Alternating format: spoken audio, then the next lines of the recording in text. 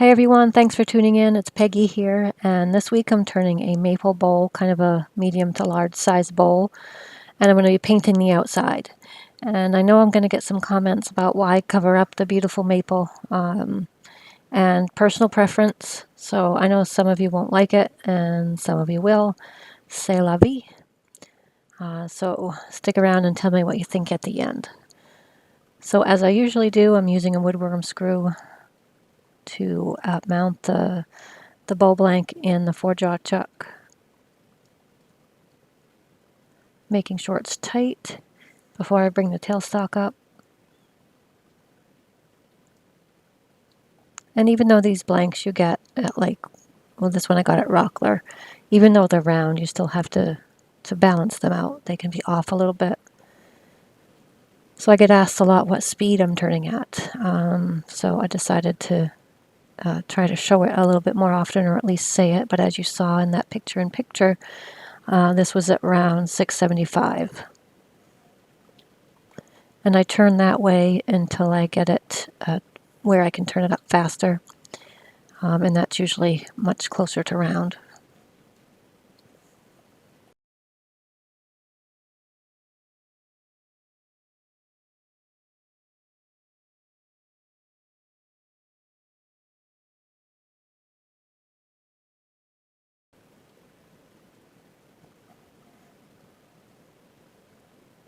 And you put the tool on top of that to see if it's out of round.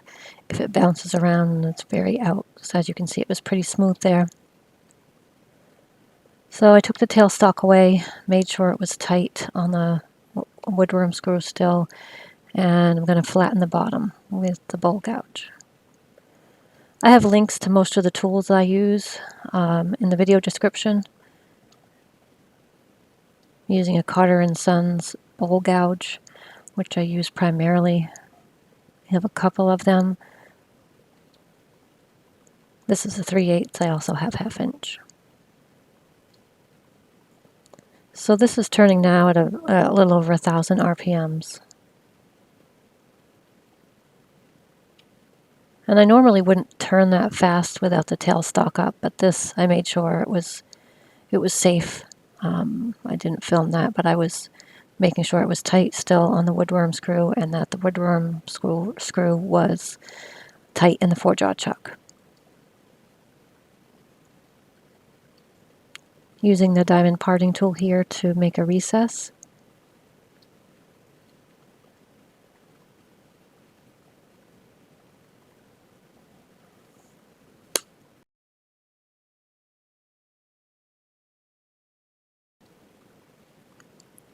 Establishing where the foot is going to be before taking away some of the bottom, partly with the parting tool, and switching to the bowl gouge momentarily.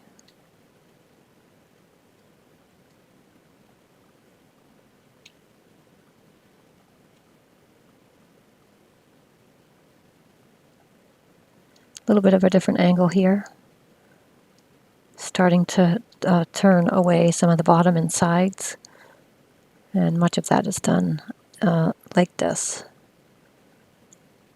Here I have turned away some of the bottom, but you can still see I have more to go. It's not even and not quite the shape that I'm going for yet. Still with the bowl gouge here, the 3/8. Using different techniques, using the push-pull cut, both of them, and shear scraping as well.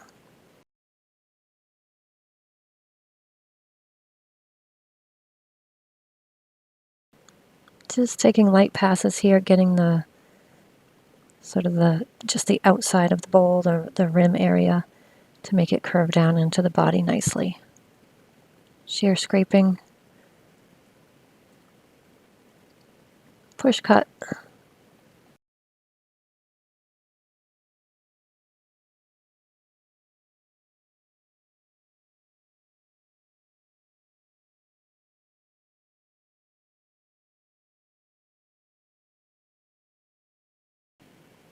So stopping to sharpen here, I'm using the Wolverine grinding jig on a CBN wheel. what this is showing here is putting the bowl gouge exactly 2 inches protruding from the jig. And taking a few passes here. This is a 200 grit CBN wheel that I'm using.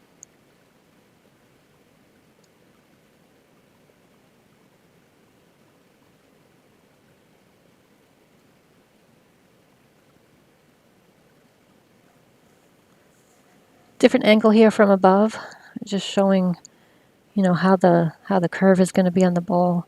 It's almost how I want it, but not quite. Sometimes showing a different angle can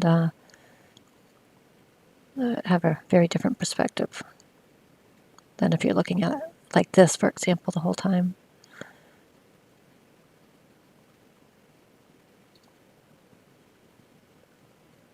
Sanding. I'm not showing all the sanding, but I sanded from 100 grit all the way up to 600.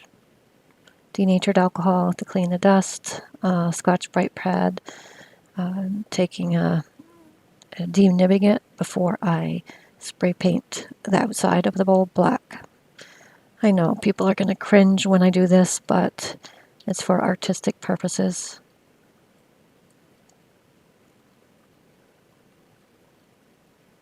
And I don't think I'd ever cover an entire bowl, outside and inside. So just doing the outside. Here's some silver acrylic paint that I'm using. And I'm trying a combination of techniques here. This first one is going to be the cling wrap. I had a video a few weeks back of a bowl similar size to this one that I used just cling wrap on. And I liked the effect, so I'm trying out some different colors. The silver was just a regular acrylic paint silver. The rest of these colors that I'm using are the Jo Sonja iridescent paints. And I'm using blue and gold primarily with, I think, a little bit of turquoise.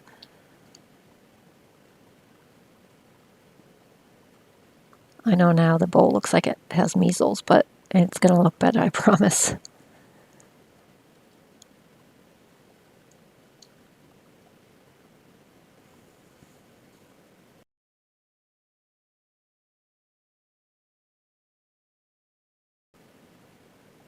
And cling wrap time. So this goes exactly how it looks. Cling wrap covering the bowl, press down, move it around to your artistic liking, and it kind of moves it around and makes this sort of an abstract look, which I really like. Touching it up a little bit freehand here. And next I'm going to be taking a brown paper bag material, crumpling it up, and dotting it around the bowl to get the effect that I'm looking for. Really just experimenting here, using really 3 techniques, the cling wrap, this, and in a moment you'll see what I'm using next. But it sort of looks antique-ish. Here's a balloon. And this will be the final, the final artistic effect that I'm using. Putting some more Jo Sonja paint on there. And basically I'm going to be rolling the balloon over the paint, and it gives it sort of a seashell, sea sponge type of look. After that dried, I turned it over into the 4-jaw chuck in expansion mode and getting it up to speed here on the lathe before I start with this is the 1/2 inch bowl gouge that I'm starting with. Fixing the tool rest and starting the hollowing process.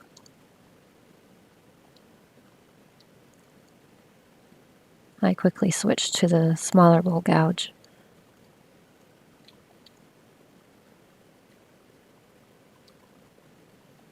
And these frames are sped up, I think 3 times the speed, maybe 4 times on this. And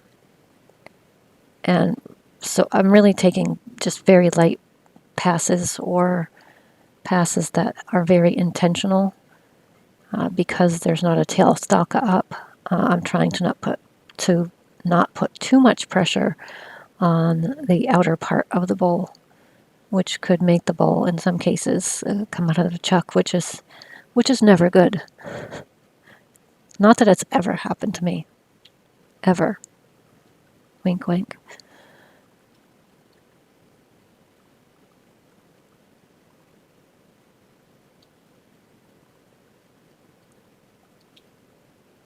So again, just taking my time here.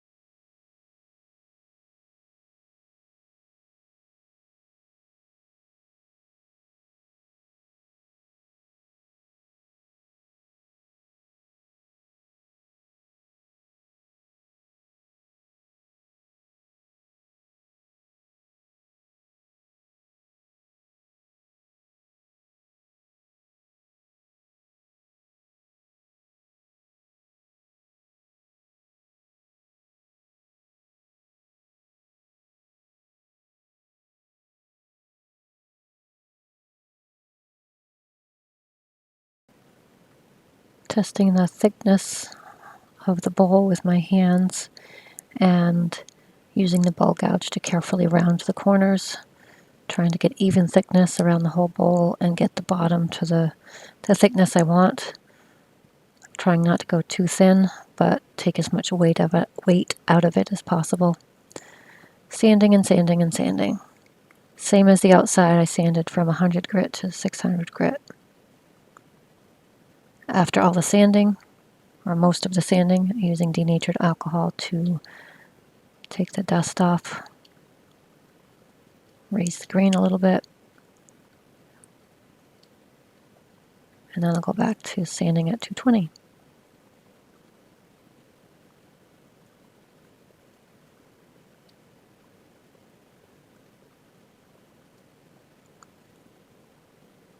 So not filmed, but after 220, 320, 400, and 600.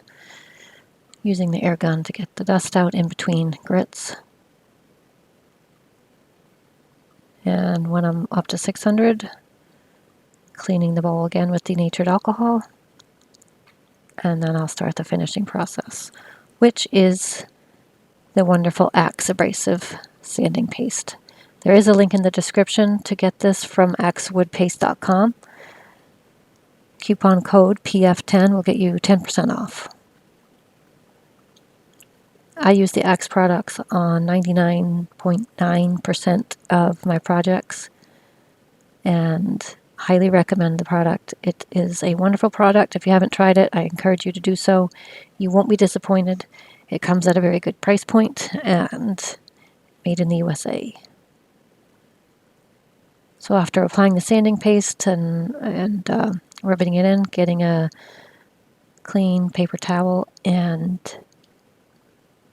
buffing it off. The next part, however, is my favorite, which is the polishing paste.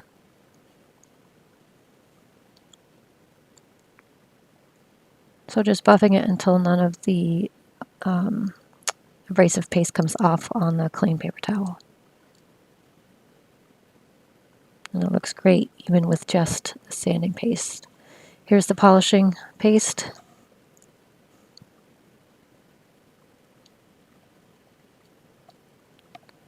Applying a thin coat, although I do have a tendency to go overboard, but a little goes a long way. You don't need a whole lot.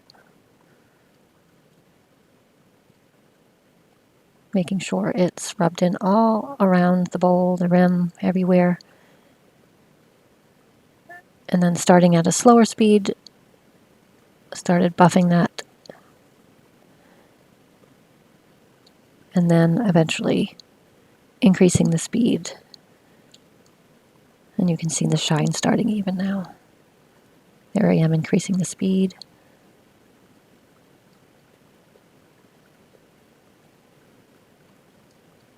And just a wonderful sheen that it brings to this maple.